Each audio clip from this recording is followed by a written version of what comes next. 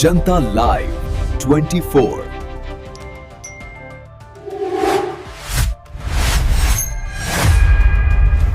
जनता live, जन choice. Chandauli से बड़ी खबर। मुगलसराय थाना पुलिस ने गोवध निवारण अभियान के तहत बड़ी कार्रवाई करते हुए 70 किलो 760 ग्राम संदिग्ध मांस और गोवध में इस्तेमाल होने वाले उपकरण बरामद किए हैं। पुलिस ने मौके से 3 आरोपियों को गिरफ्तार किया है, जबकि 2 अन्य आरोपी फरार बताए जा रहे हैं। पुलिस के अनुसार बरामद मांस को पशु चिकित्साधिकारी ने प्रथम दृष्टया गौ मांस बताया है और उसके नमूने जांच के लिए प्रयोगशाला भेजे जा रहे हैं।